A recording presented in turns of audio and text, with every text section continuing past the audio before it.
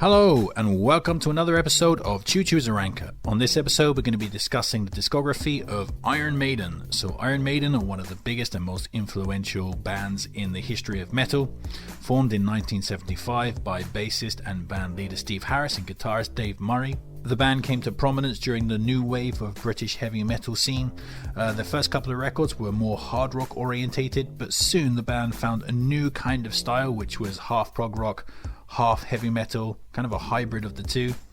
The band has been through a few different lineup changes. We'll get into most of those during the actual ranking list itself, but of course most prominently the band had three vocalists, Paul Di'Anno, Bruce Dickinson and Blaze Bayley. Their initial vocalist, Paul Di'Anno, made two albums, the aforementioned heavy rock albums with the band, but unfortunately he partied too hard, which got in the way of his performances and professionalism, and the band let him go and replaced him with Bruce Dickinson, which I think is fair to say is the most iconic Iron Maiden singer and the longest tenured. They had a gold period with Bruce Dickinson before he left in '93 to concentrate on his own solo career, and he was replaced by singer Blaze Bayley, who made two albums with the band, but unfortunately those records were critically and commercially dismissed, and he was replaced by a returning Bruce Dickinson, who has remained vocalist of Iron Maiden right up until the modern time, and probably will always be the vocalist of Iron Maiden going forward. I can't imagine them changing vocalists at this point. Speaking to my own fandom, yeah, I absolutely adore Iron Maiden. They are without question my favourite metal band of all time, and probably one of my top 10 favourite artists of all time. Iron Maiden have 17 albums. I'm going to rank them all here. 17 studio albums, I should say. 17 is a lot of records, so what we're going to do is the first 7, we're actually going to fly through them quick style. Then when we get to the top 10, we're going to slow things down and bring back the video production. So, without further ado, let's be complete rankers and rank up a storm. These are the studio albums of Iron Maiden, ranked from worst to best.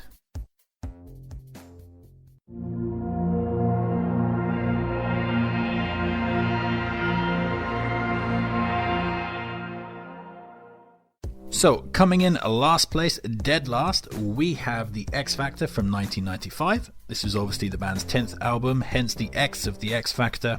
And this was their first record with new vocalist Blaze Bayley.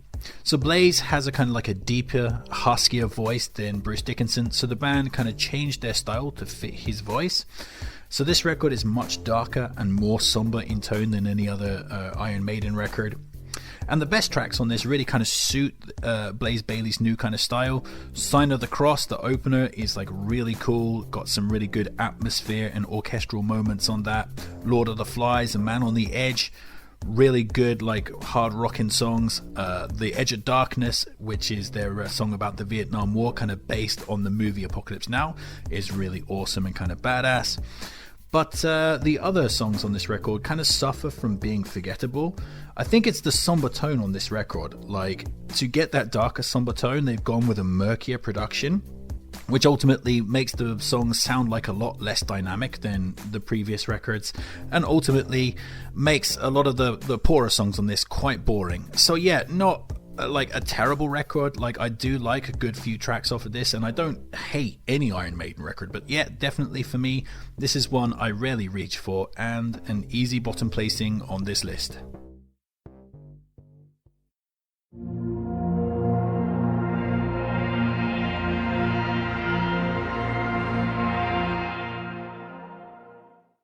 So yeah, unfortunately we are going to have a double bill of Blaze Bayley at the bottom of this list. I don't think it's Blaze Bayley's fault exactly. I think he's a much better vocalist than people give him credit for, and he gets a lot of shit, and I feel really bad to, do the dirty on him here. But yeah, there's no denying that this comes in at this placing on this list.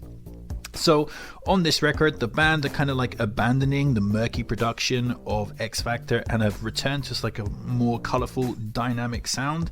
And unfortunately, that new dynamic sound doesn't really work with Blaze Bayley's voice. Like, the two just don't mesh together, and I feel that of the two records, this is definitely Blaze Bayley's like poorer performance. But again, I don't think it's really his fault. They've changed the game on him here, but yeah, it just doesn't work very well. Production wise, even though it's more colourful, the edges seem really filed off here. This is definitely one of the least heavy and kind of like weakest sounding Iron Maiden records. There's just no sort of drive or urgency to the songs on this record, which again, works against the record. It does have some really good songs on it though. The opener, Future Real, is a kind of thrash metal song, really catchy, really fast paced. I really like that one.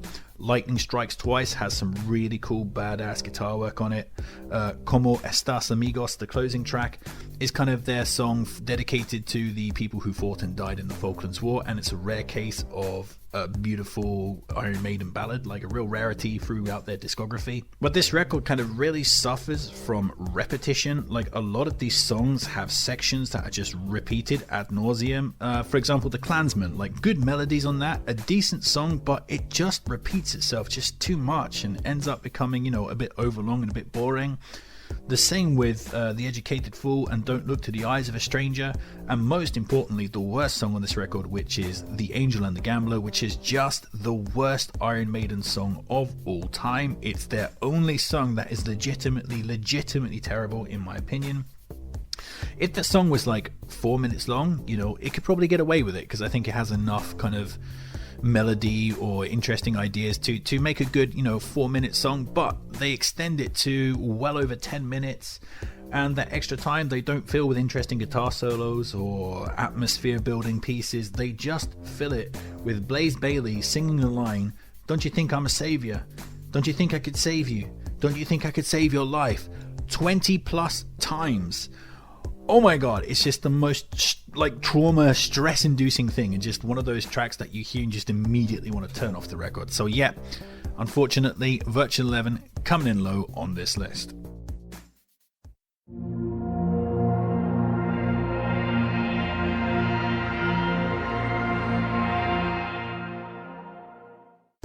So, coming in next, we have Dance of Death from 2003. So this was the follow-up to their comeback album with Bruce Dickinson, Brave New World. And unfortunately, it's, you know, the weakest Bruce Dickinson record, in my opinion. Good production on this, though. Like, it's really clean across the board. It's got plenty of variety, and the record allows itself to breathe, which is something I really admire from Iron Maiden records.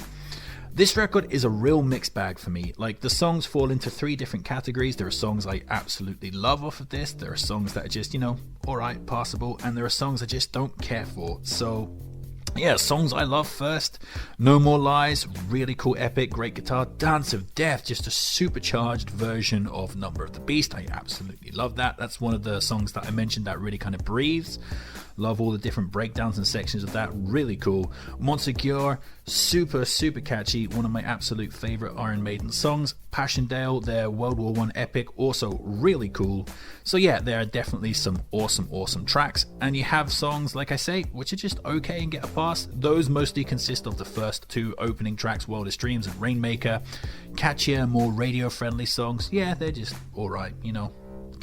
Can live with those. Unfortunately, the rest of the songs on this record just don't really do anything for me. Most of them are kind of like forgettable or anonymous or a little bit boring. I wouldn't say they're like terrible songs, but just songs that I just don't really need in my life. So yeah, this record is far from perfect, and for me, consistency is one of the most important aspects of a good album, and yeah, ultimately this record just isn't that, so a low placing on this list, unfortunately.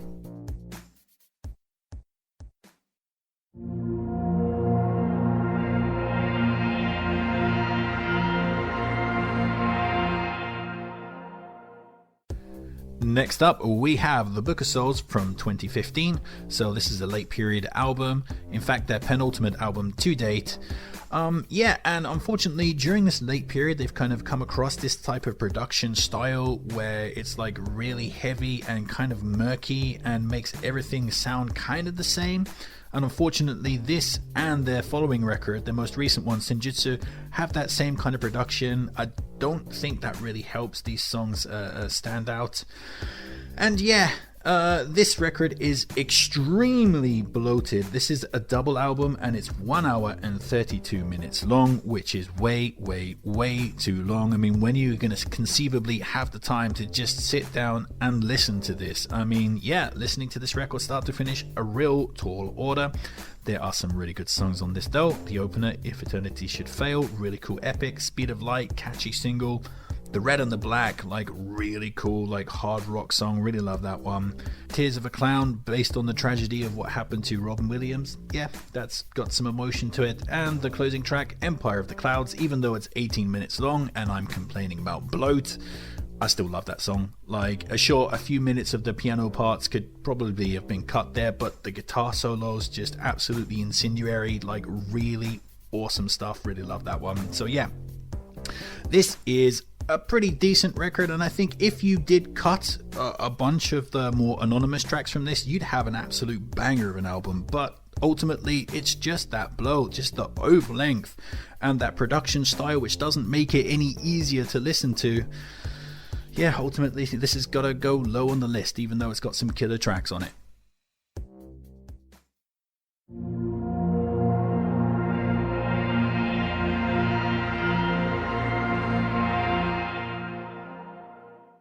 So next up we have Senjutsu from 2021 at the time of recording. This is the band's most recent album.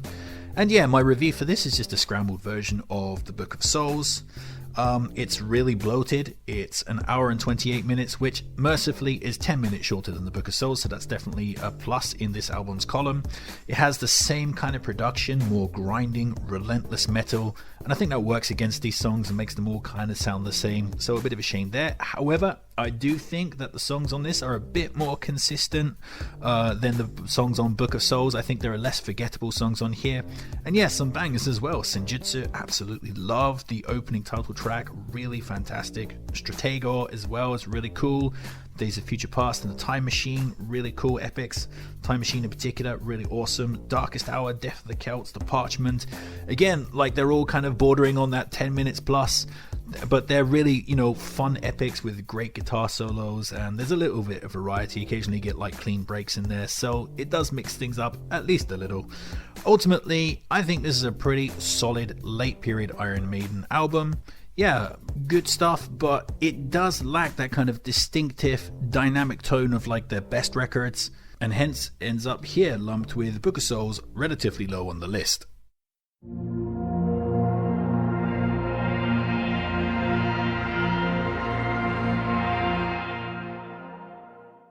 So next up we have The Final Frontier from 2015. So this was the band's 15th album, and at the time it was rumored to probably be the band's final album. I remember reading an interview with Steve Harris where he was saying he always envisioned that Iron Maiden would release 15 albums and then call it quits. So yeah, like I say, there were plenty of rumors abounding that this was going to be the band's final album. Proved not to be the case. And yeah, on this album we're definitely stepping up in quality as far as my own personal feelings towards this record, because I like this one quite a lot. There's lots of tonal variety on this record, which is very important to me personally. I feel this is a much more dynamic record than, say, the following two records, Book of Souls and Senjutsu. Lots of different tones coming at you on this.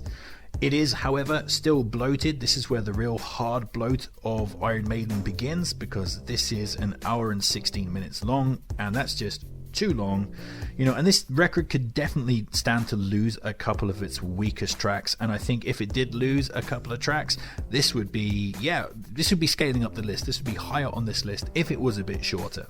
But yeah, plenty of stuff I love on this. Satellite 15, like the opening atmospheric intro, really spacey, really kind of like synth heavy.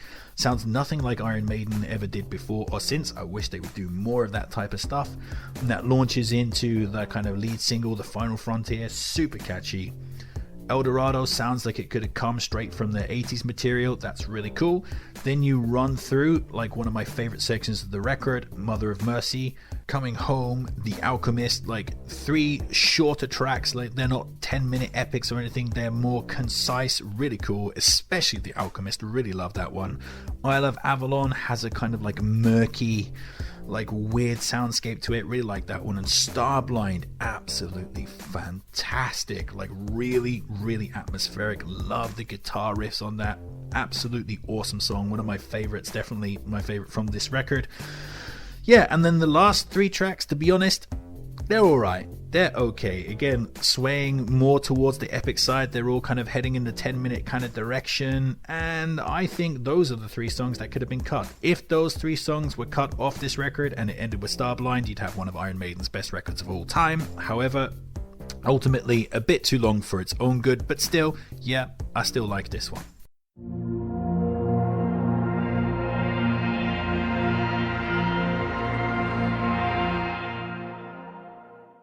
So, coming just outside the top 10, we have Killers from 1981. So this was the band's second LP and the last to feature Paul Di'Anno on vocals. Yeah, and this is definitely going to be a controversial entry. Like, lots of Iron Maiden fans really love this one, and I'm sure most people would think that this would be rated higher, but yeah, nope, this is where it comes for me. This is a record that I don't entirely enjoy, but I do appreciate many aspects and many songs from it. I love the more kind of reverb heavy production, and I think the bass on this record really pops. That's pretty cool. And yeah, as I say, lots of tracks I love of this. In fact, I'd go as far as to say I love the entire first half of this record. The opener, Ides of March, really atmospheric instrumental intro, really cool. Wrathchild, the next song, just an absolute Iron Maiden standard, fantastic. Murders in the Rue Morgue and Killers, kind of more epic tracks, really rocking, really cool. Genghis Khan is a really cool instrumental, so yeah, plenty I like on this record, but I feel that this is a record of 2 halves. As I said, the first half I pretty much entirely like, however, the last 4 songs on this record do nothing at all for me. Prodigal Son, Purgatory, Twilight Zone, Drifter, they just sink below the waves for me, and by the end of this record I just get really bored. Those tracks just really bring the entire record down for me, and as I said on the previous entry, consistency is one of the aspects that's most important for me to enjoy a record, and this one is just not consistent all the way to the end, hence it ends up outside the top 10. Talking about the top 10, we're about to kick that off, so we're about to bring back the video production, so yeah, buckle in your seatbelts and let's dive into the top 10 Iron Maiden studio albums.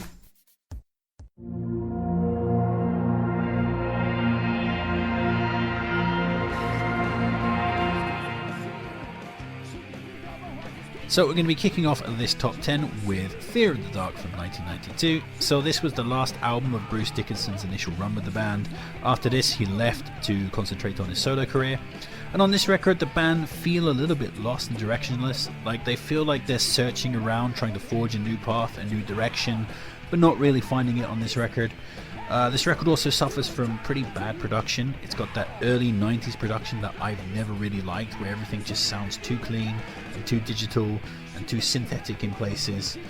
And this is also the first Iron Maiden record to step into overlength. It's only 58 minutes long, so it's not too bad, but you know, compared to the records that preceded it, yeah, it's definitely reaching a little bit too long. And this is compounded by the fact that a couple of tracks on this, such as Chains of Misery or Weekend Warrior, just kind of suck. Yeah, and they don't need to be there. If those tracks weren't on the album, it would be a stronger album. And I really feel like just making a long record because you can make it long, you know, it never really helps the cause. Just, you know, concentrate on quality songs. So I'm being a negative Nancy towards this record so far, but it's in the top 10, so there must be something really good about it, and there is, and that is the fact that the rest of the songs on this record are just great. This record is completely saved by just top quality songwriting. Yeah, opens with Be Quick or Be Dead, really fantastic sideways look at thrash metal, really awesome. From Here to Eternity, fantastic biker song, really fun. Afraid to Shoot Strangers, that's a mouthful. Afraid to Shoot Strangers, Fear is the Key, Child's Head End, really fantastic, like ornate guitars, bringing back some of the epicness of their 80s music, really cool. Wasting Love, huge ballad, great. I've always loved The Fugitive, that's super catchy. Judas Be My Guide, are they talking about Judas Priest on that? I don't know, I'd like to think so. Again, really cool, really catchy. And the final track on this, the title track, Fear of the Dark, is just one of the band's absolute best epics. It's so fun, so insistent, yeah, an absolute Iron Maiden standard. So yeah, this is a record that is not perfect, but ultimately is saved just through like balls to the wall, awesome songwriting. Great stuff.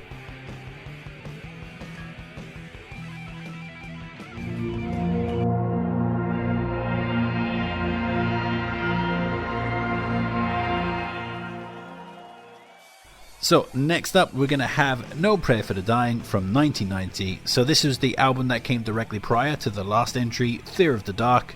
And yeah, this is going to be a controversial entry because most Iron Maiden fans really don't dig this one. This is usually ranked, right down the bottom of the list along with the Blaze Bayley era. But yeah, I really like this record. It was critically dismissed and, as I say, hated by fans, yet it was pretty successful and had the band's only #1 single on it, which was Bring Your Daughter to the Slaughter. Yeah, as I said, I kind of like this one. On this record, they're going back to basics, back to their hard rock style of their first couple of albums, but they haven't abandoned all technicality because they still have ornate guitar solos, and yeah, the technique has just improved since that initial run. The stripped back nature of this album led to Adrian Smith's departure from the band. He just was not happy with the new direction. This record is also notable for Bruce Dickinson going in a different vocal direction. On this one, he affects a kind of like rasping kind of growl, like and like completely abandons his operatic singing, which most Iron Maiden fans don't like, and I myself wish that Bruce would actually sing a bit more on this record, but he doesn't. But yeah, I still like this record, and the reason I like it is because, as I say, I'm a fan of consistency, and I feel that this record is consistent start to finish. It's also the perfect length. It's like 44 minutes, which is a really good length for a metal album, in my opinion. That's right in the sweet spot. Then there's not a bad track off this. Tail Gunner, really good opener.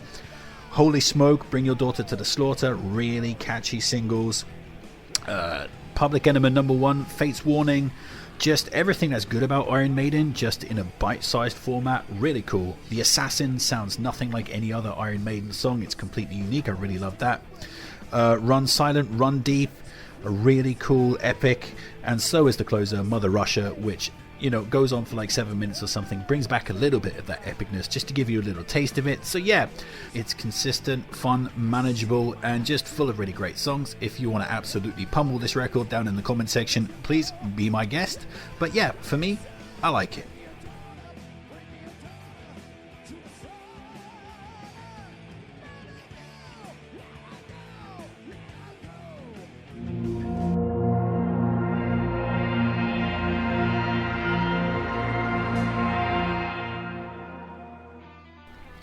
So coming in next, we have A Matter of Life and Death from 2006, one of Iron Maiden's kind of late period records.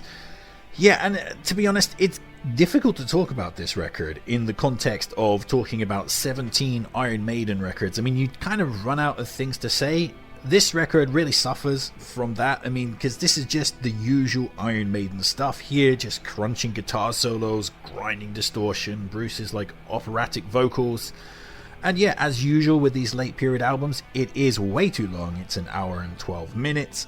But I do feel that this is a pretty consistent record. I don't think there are any bad songs on this. Although I have to say I'm not that keen actually on the closing track, The Legacy. So I'm gonna walk that back. There's one song I don't like on this, the closing track. But everything else on this record is pretty damn consistent. This record is a bit darker, a bit heavier, and more thematically focused than previous records. This one is almost entirely about like war and violence and stuff. So yeah, really cool and just full of great tracks. Opener, Different World. Again, those grinding guitars, really catchy chorus. These Colors Don't Run, amazing single. Brighter Than 1,000 Suns, really awesome. The Pilgrim, The Longest Day, Out of the Shadows. Like, yeah, just this whole track listing. Like, there's nothing particularly special about these songs individually, but it's just really consistent. The guitars all hit the right notes, and the choruses, are all like sing-along catchy. My favorite song on this record is The Reincarnation of Benjamin Brieg. I absolutely love that. It's got a kind of like minimalism to it, and it's like the way it builds and the explosion of it and the kind of like the darkness of it. I just think that song is absolutely fucking badass. Easily one of my favorite Iron Maiden tracks of all time. So yeah, as I say, not easy to talk about this, not easy to tell you why this record is good when compared to the other late period Iron Maiden records, but yeah, it's just consistent and just full of really great songs. Not much more I can say about this one. It's a good record.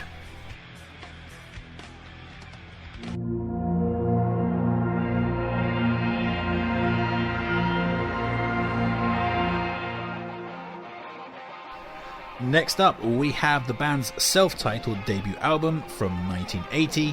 So yeah, this is just a really good kind of hard rock debut. It's a lot more basic than their records would become and a lot less ornate. But yeah, I think it's just a really good record filled with good songs. The opener, Prowler, immediately catchy, really raucous opening. Sanctuary, good single, as was Running Free with its kind of jumbled drums, really cool. Remember Tomorrow hints at the epicness that the band would have a bit later. Really love the kind of like almost psychedelic aspects to that song. Phantom of the Opera, an absolutely amazing song. Love the guitar riffs on that. Absolutely incendiary, like brilliant stuff. The instrumental Transylvania, really cool. I do feel like the last three songs on this record kind of lose their way a little bit. I think they're not bad, but they're like ignorable fluff compared to the majority of the record. But yeah, this has a special place in the band's discography. I think the production isn't so strong on this record. It's a bit iffy in places, but for me, I think that really adds to the charm for me. Like it's charmingly dated, I would say.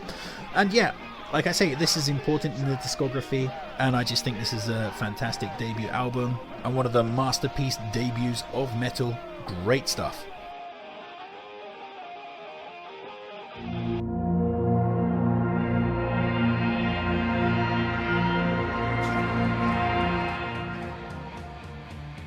Next up, we have Brave New World from the year of 2000. So this was Iron Maiden's kind of comeback album, even though technically they never went away, because this record comes after the Blaze Bayley era, in which they suffered, a lack of success and also a lack of quality. But here, Blaze Bayley is out the door, and they brought back in vocalist Bruce Dickinson, and also Adrian Smith has rejoined the band on guitar. And for the first time, the guitar core of Iron Maiden is a trio of Dave Murray, Adrian Smith, and Yannick Gers, as it would continue until the modern day. And talking about the modern day, this is kind of the start of the modern Iron Maiden sound here.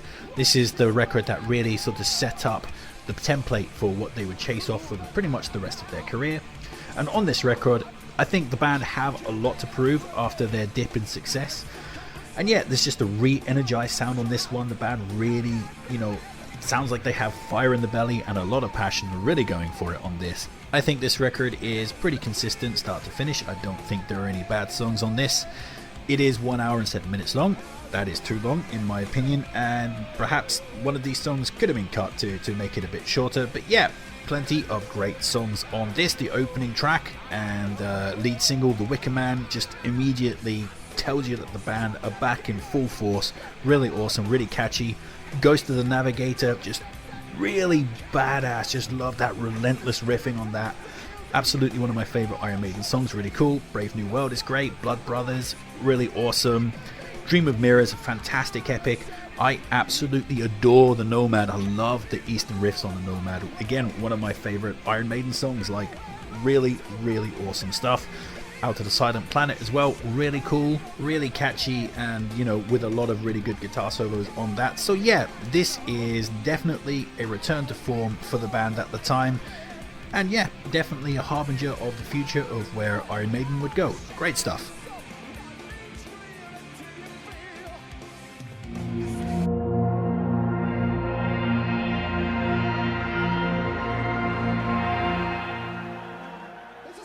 So, kicking off the top 5 with Number of the Beast from 1982.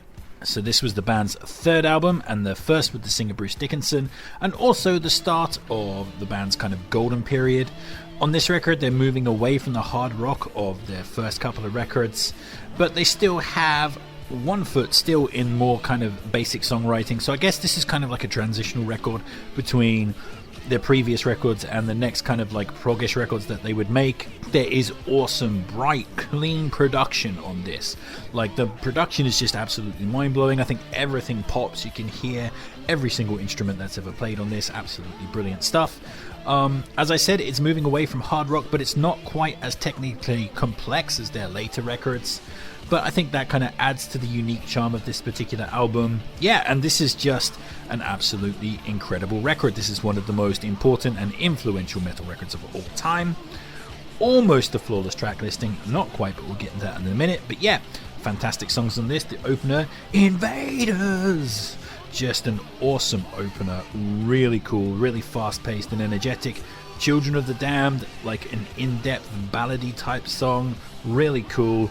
The Prisoner, love that opening quote from the TV show The Prisoners, and the booming drums that kind of lead into the track, really awesome, really catchy.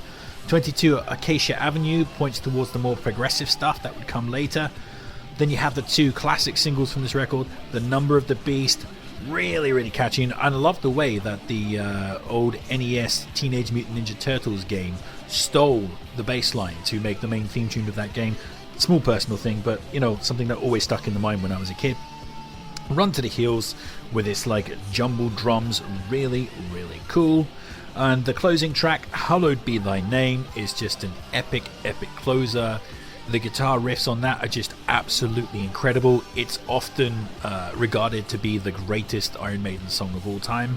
Not my personal favourite, but it still is an undeniably brilliant song about a guy who's basically waiting to go to like the electric chair. And his thoughts before he dies. Really cool song. The only reason this doesn't scale up the list is there are two songs on it I don't particularly care for, Gangland and Total Eclipse.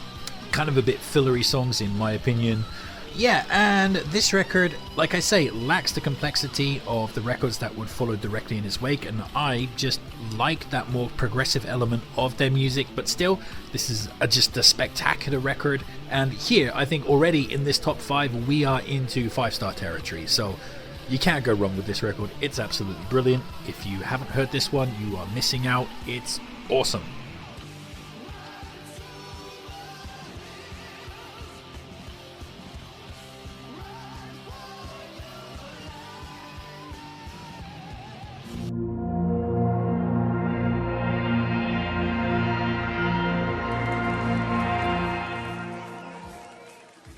Next up, we have Summer in Time from 1986. So this is another one of their golden period albums. In fact, all of their albums from here to the finish line are in their golden period, and you know, that's why it's their golden period. But on this record, they're continuing to push on the progressive elements that they started with Peace of Mind and Power Slave. This record is kind of hamstrung a little bit by being sandwiched between two better albums, and I think within the scope of their golden period, this one is the record that gets overlooked the most, but I really love this record. I think pretty much everything on here is pretty much perfect. The opener, Caught Somewhere in Time, really heavy, really ferocious. I absolutely love the guitar solo on that. It's one of my favorite guitar solos of all time. Those dives, just exquisite, fantastic stuff. The single Wasted Years, one of Iron Maiden's catchiest singles ever. That riff, that it's just absolutely fantastic. Heaven Can You Wait is just a song designed for mass involvement, you know, at every live concert ever, just a pure sing-along masterpiece, just really fantastic. Stranger in a Strange Land, a really unique sounding song within the scheme of the record, with its huge synth kind of chorus. And that's the other thing that I failed to note, is that this is the first Iron Maiden record to feature synthesizers, mostly guitar synthesizers on this, but they do it in a really subtle way, which is good because at this time in the history of metal, synthesizers were just not the done thing. There was a huge fan backlash against it. In 1986, you also had Turbo by Judas Priest, which overused the synths and got, like, you know, huge critical and fan backlash. But here, much more subtly done. And yeah, Stranger in a Strange Land is a really good example of that. And the closing track, Alexander the Great, I love the guitar on that. It's really aggressive, it's really catchy, and you know, a really fun history lesson set to awesome guitars. What's not to like? So yeah, this is just a really great album within Iron Maiden's golden period. The only reason it doesn't scale up any higher is that the Sea of Madness and Deja Vu, those are decent songs, but not amongst the best songs from this era, and at this point you really have to nitpick as to why these records are in this order, but still, absolutely love this one.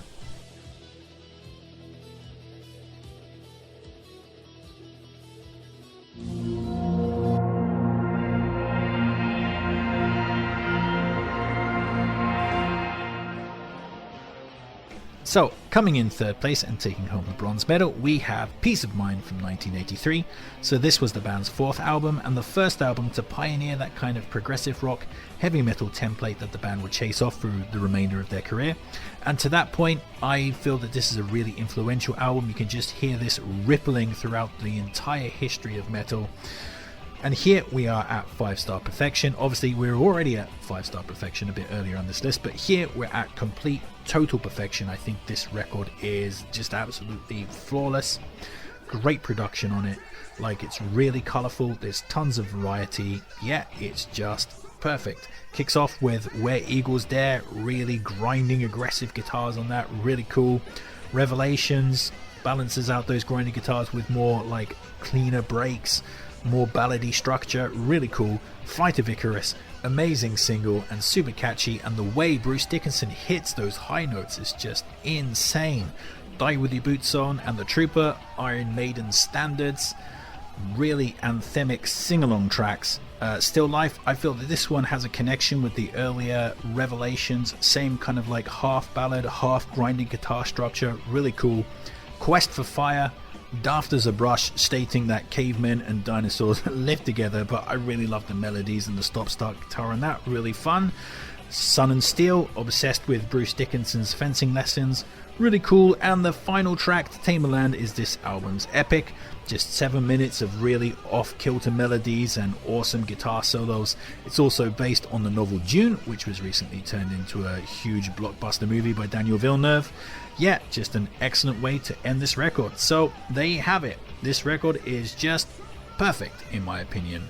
The only reason it doesn't scale up any higher is because I ever so slightly prefer the two records that are yet to come, but that's not a bad reflection on this one. As I say, an awesome 5-star masterpiece. If you haven't heard this, you are missing out. It's fantastic.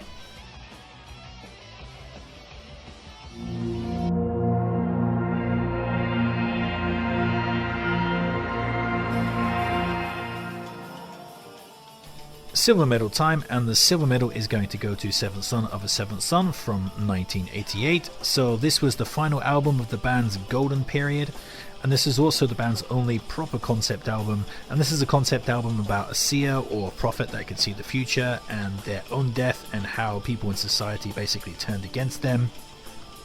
On this record, the band head almost completely into progressive rock. They really toned down the metal side of this record, and it has more kind of alt rock influences as well. So if you like alt rock and you're not into metal, this is probably the Iron Maiden record that you should start with. You have a lot more variety in instrumentation on this, like a lot more synths and a lot more like acoustic guitars and stuff. So this is really pushing the boat out. And yeah, the track listing is absolutely phenomenal, start to finish. Not a bad song on here. It kicks off with Moonchild, a brilliant opening. Like I say, that acoustic guitar really prominent on the opening of Moonchild, sets up a completely different tone from any other Iron Maiden record. Infinite Dreams, fantastic guitar work on that. I love all the different guitar solos, it's fantastic. Can I Play With Madness? Just one of the most catchy Iron Maiden songs of all time. Love it. This record also, I should say, in the UK was really successful and had 4 top 10 singles on it. So yeah, this has all the hits that you could ever want. The Evil That Men Do, phenomenal pop song. Like I say, a top 10 single in the UK, just immediately catchy and anthemic. The title track, Seventh Son of a Seventh Son, 10 minutes long, got these like really quiet picking guitar breaks and like atmospheric synths. Yeah, just absolutely fantastic. It's just like straight theater, that song.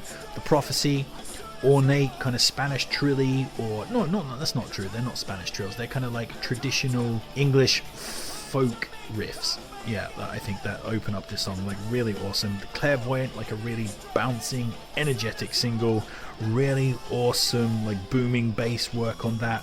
And the closing track, Only the Good Die Young, super catchy and just rounds out an absolute masterpiece of an album. A flawless 5-star classic. Yeah, you owe it to yourself to listen to this if you haven't heard it. It is phenomenal and an easy second placing on this list.